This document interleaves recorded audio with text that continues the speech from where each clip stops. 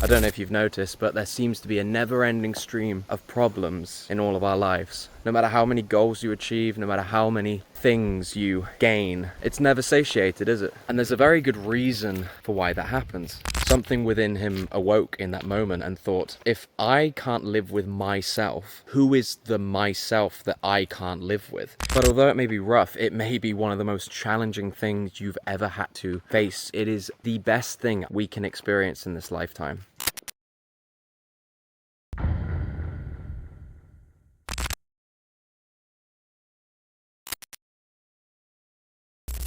The present moment is poison to your ego.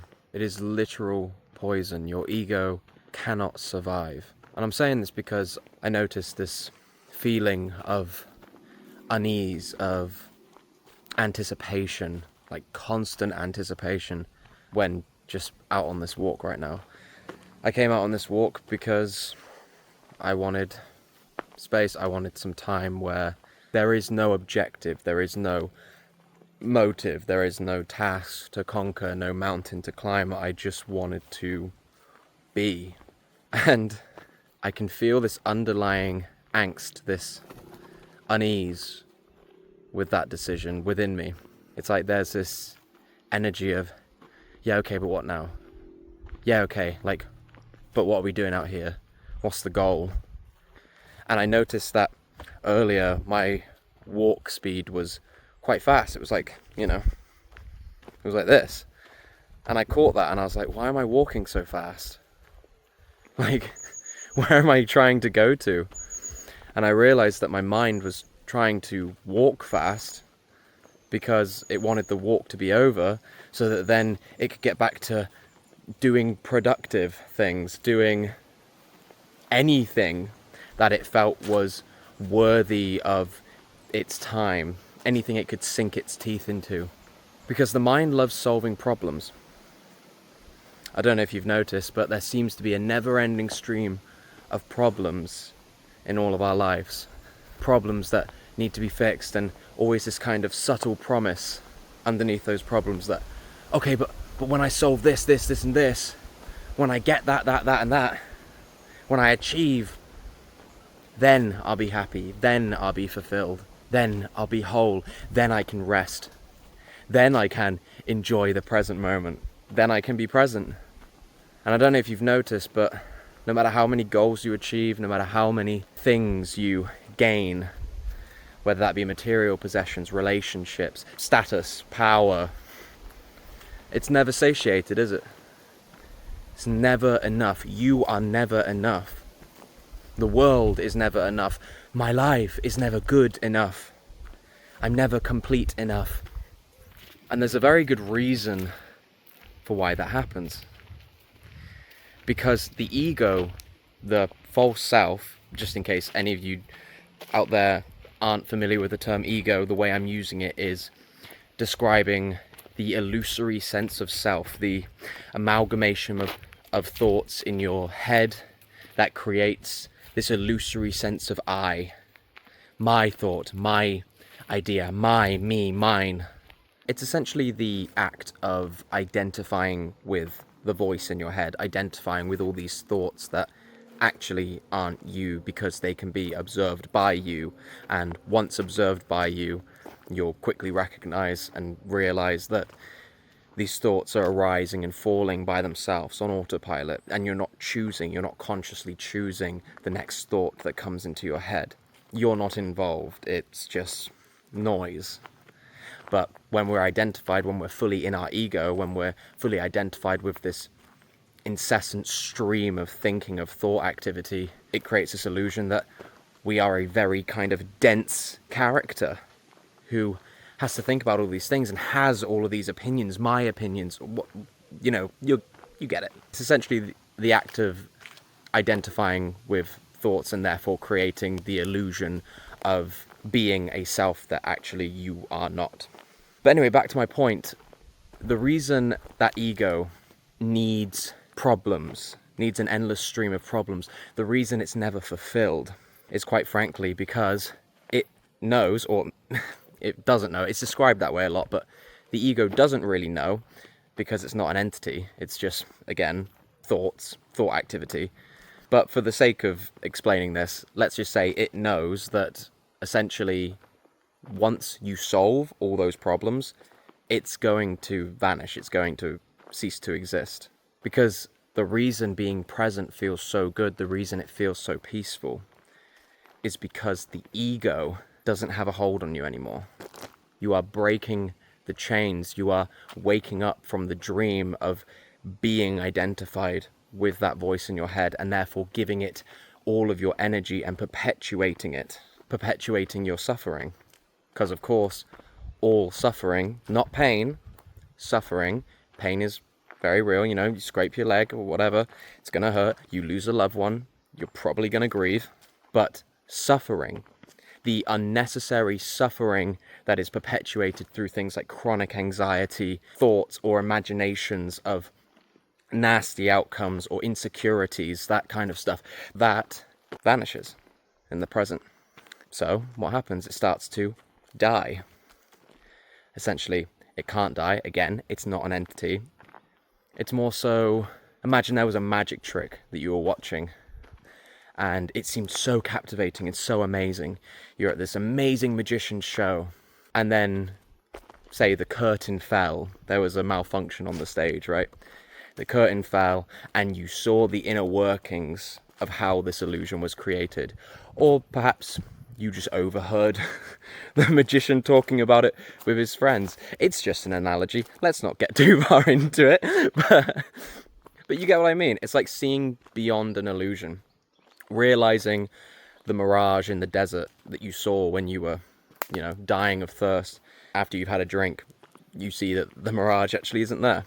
And once you have seen beyond an illusion, that marks the start of the death of that illusion. And I say it marks the start because, I don't know if you guys have realized, but the spiritual journey, it's a journey.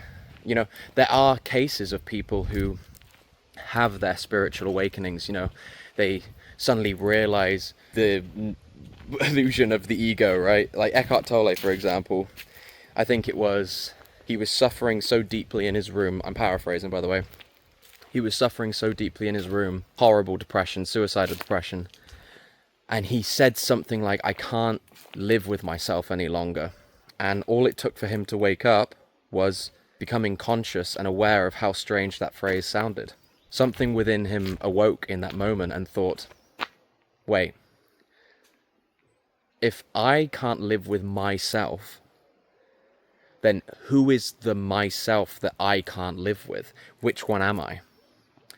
And all it took for him was that, and it kind of just propelled him into this massive spiritual awakening. And apparently his ego, his identification with his thoughts just ended after that and didn't come back.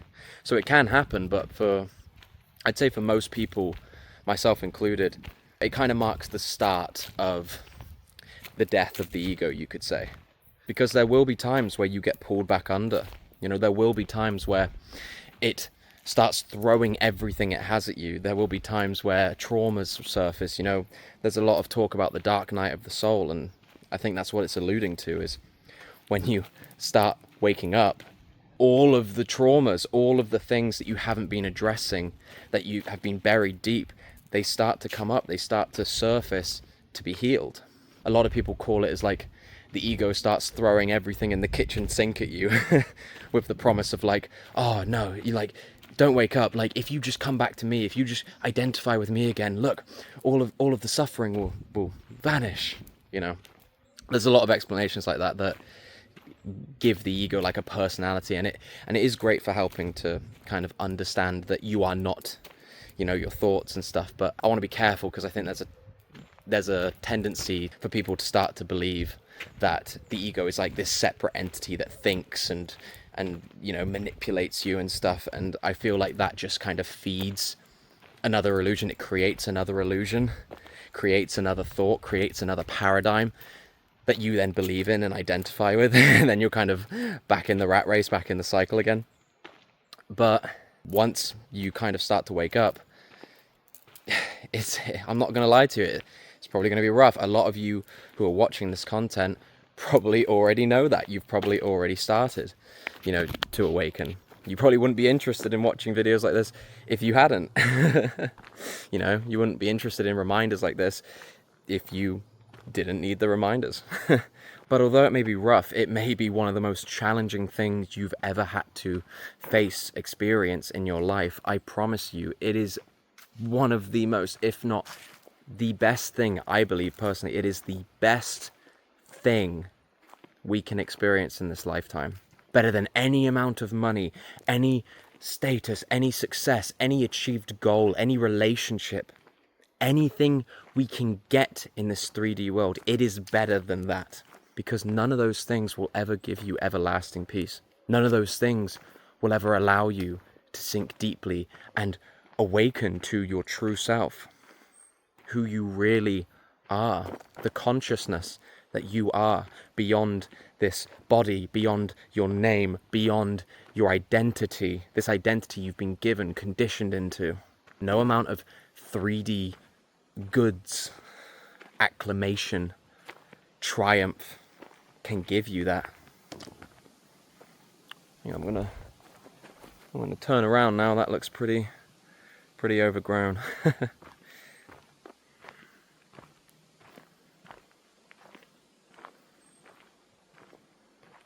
It's a beautiful evening. If you are struggling out there, if you're finding your ego is very dense and it keeps pulling you under, I think a really good 3D thing you can do, if you have access to any nature, any parks, forests ideally, is go for a walk. And if you can, barefoot. I'm not barefoot right now, but from my experience, it is incredibly grounding to walk bare feet on the ground, on the earth.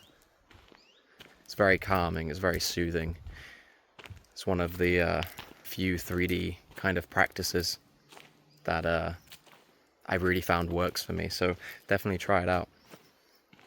I don't want to put labels to myself. Because I don't want my mind to start latching onto those labels, but I am pretty certain you could label my mind as ADHD. You know, it's very noisy, very hectic, get overstimulated very easily, get distracted very easily. And when I observe my mind, that's the only time that I feel that I'm okay just slowing down and being, you know, not caught up in this whirlwind of trying to make something of myself, or I don't even know, just trying to find the next piece of content to consume. I'm actually on a dopamine detox right now, which is essentially when you cut out things like YouTube, entertainment in general, like digital entertainment, things that you can binge basically, junk food, no sugar. I've used it a few times. Again, another great practical tool. I have a problem with, funny enough, with YouTube. Very addictive for me. You know, I can lose myself into mindless consumption. Social media isn't a problem for me. I've been off that stuff for maybe over a year now. I re-download the app whenever I want to post something, but I rarely ever post on social media. And I found deleting social media, I know most people have a problem, especially most people in my generation, my age. You see it everywhere, you know, they're glued to their phones, man. And they're just scrolling.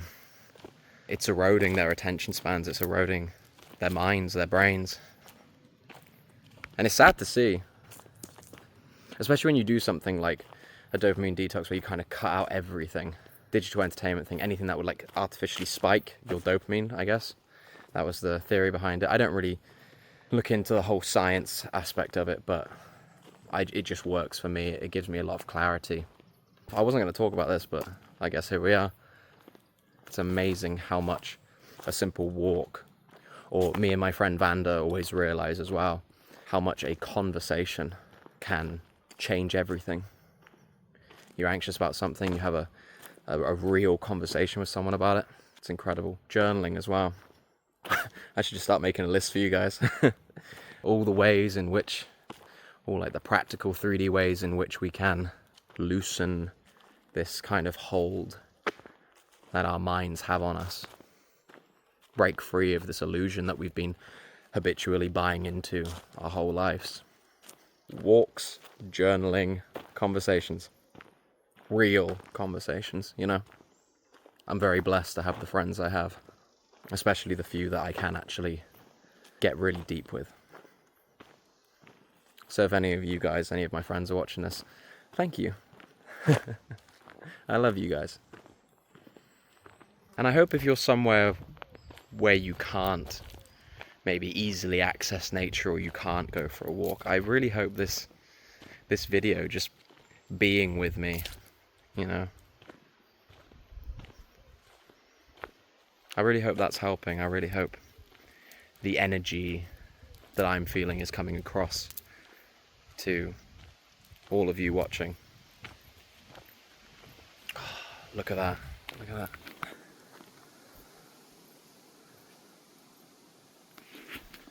That's sunlight, man. That's sunlight. It's nothing like it. Wow.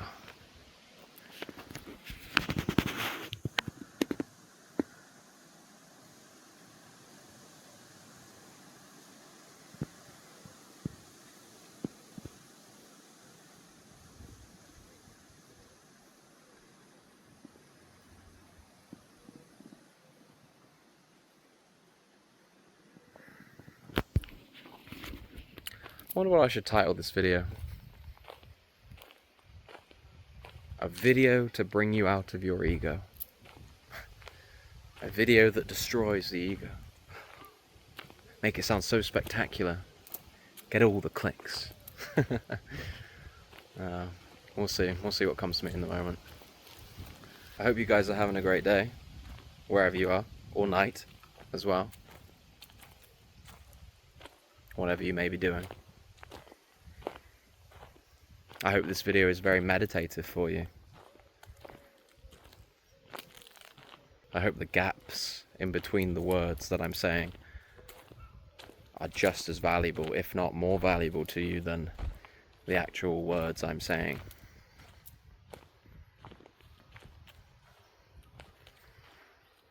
You're not your mind.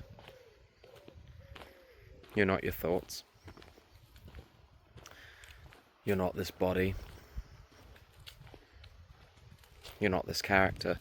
And when I say you are not these things, what I'm really meaning is that you are not limited to these things. And I make that disclaimer because I have had personal experiences where I've almost felt the reality of being everything, of that everything is connected.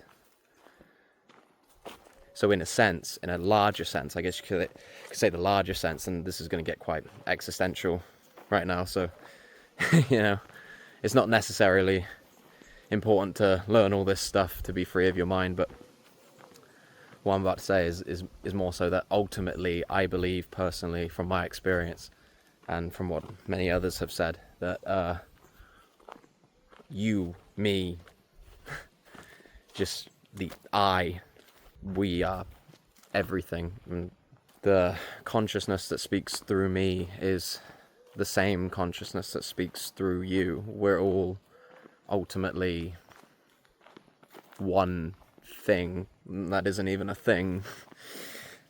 Yeah, language kind of fails at capturing this, but I hope it kind of points to what I'm referring to accurately enough. So yeah, when I say we're not our bodies, we're not blah, blah, blah, blah, blah, what I mean is we're not limited to that, you know. We're not just this little separate character in this very separate world who has all of these anxieties and fears and blah, blah, blah that run our lives, and there's nothing we can do about it, you know. No, all of that is just happening within awareness, within your awareness, within my awareness, within awareness. Ooh. Whew. Wow. Look at that sky. Wow.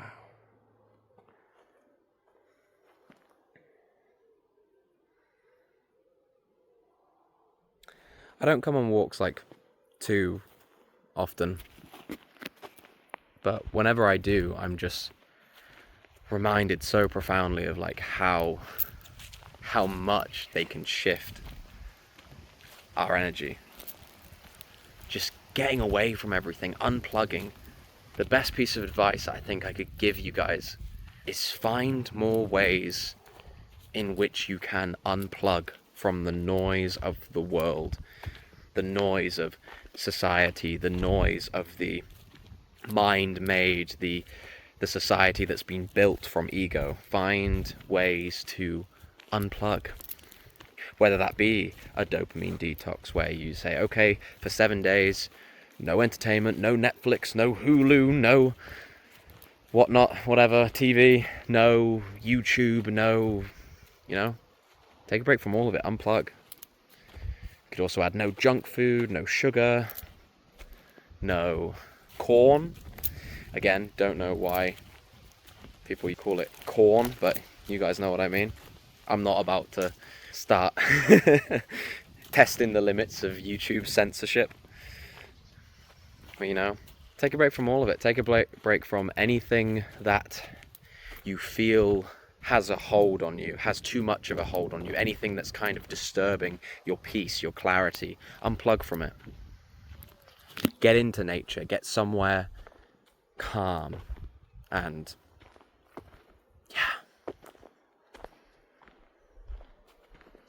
get creative. Even if it's something so small, even if it's something like, okay, I promised to myself I won't check my phone for the first 5 minutes after waking, or for the first 10 minutes, 30 minutes. Even if something like that small, like, do that for yourself. Give yourself that grace.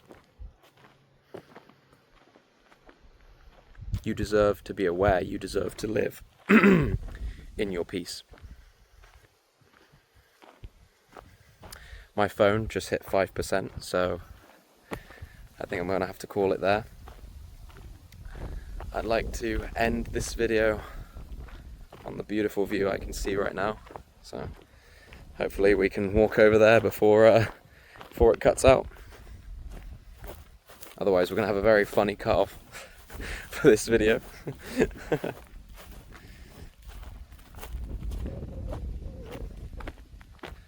There we go. Alright, so thank you guys so much for watching. And for those of you who have been watching me for a while, thank you for your continued support. Thank you for tuning in. You're all amazing. And I will see you in the next video. Bye, guys.